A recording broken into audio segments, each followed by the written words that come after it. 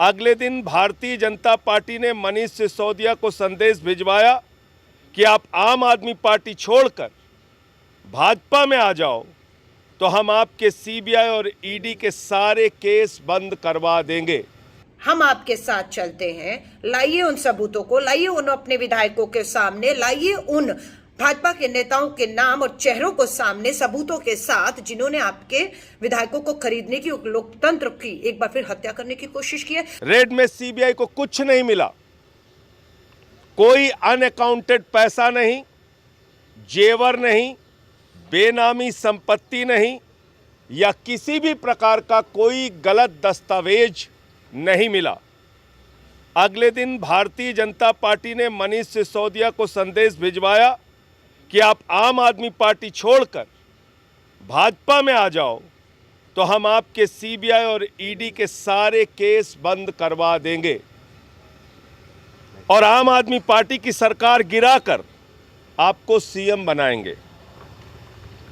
Political affairs committee ने कहा और हम सब ने एक स्वर से माना कि मनीष सिसोदिया के खिलाफ झूठा केस दर्ज क्यों किया गया था और झूठी रेड क्यों मारी गई थी। मनीष सिसोदिया ने बीजेपी का ऑफर ठुकरा दिया। अब भाजपा ने आम आदमी पार्टी के विधायकों से संपर्क करना शुरू किया है। कुछ विधायकों ने बताया है कि बीजेपी के वरिष्ठ नेताओं ने संपर्क कर उनको धमकी दी है कि आम आदमी पार्टी छोड़कर बीजेपी में आ जाओ, नहीं तो मनीष सिसोदिया की तरह तुम्हारे ऊपर भी रेड मारेंगे, गिरफ्तार करेंगे, बीजेपी में आते हो तो 20 करोड़ रुपए दिए जाएंगे। इससे यह साबित होता है कि बीजेपी असंवैधानिक और भ्रष्ट तरीके से दिल्ली की सरकार गिराने पर आतुर है।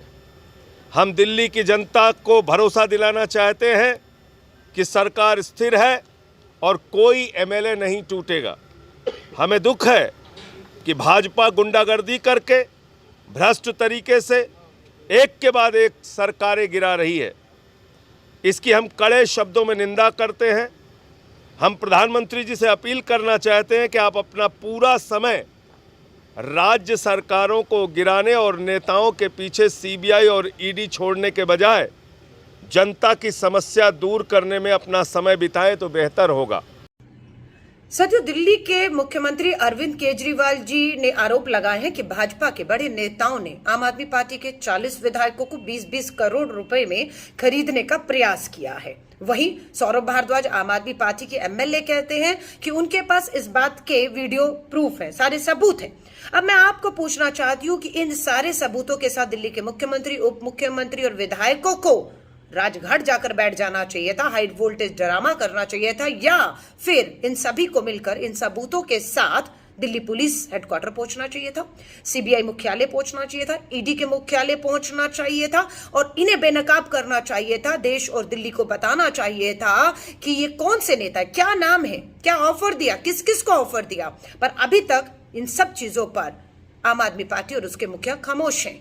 क्यों भाजपा के नेताओं को बचाने की कोशिश कर रहे हैं? हम तो मानते हैं कि बिल्कुल भाजपा ऐसे प्रयास करती आई है और कर भी रही होगी, लेकिन आप उन सभी सबूतों को सही जगह पर ना रखकर उन्हें बचाने का कोशिश कर रहे हैं, मुद्दे से भटकाने की कोशिश कर रहे हैं। राजघाट में पूरे मीडिया को बुलाया गया, लेकिन मीडिया के सवालों के जवाब नहीं दिया अरविंद केजरीवाल ने। मीडिया को बुलाकर हाई वोल्टेज ड्रामा हुआ। कुछ मीडिया के साथियों ने यहां तक बताया कि उन्हें कहा गया है कि अगर अरविंद केजरीवाल जो कह रहा है, जो दिखाना चाह रहा है, अगर वही नहीं दिखाया तो आपको जो करोड़ों रुपए की विज्ञापन और एड मिल रहे हैं वो बंद कर दिए जाएंगे।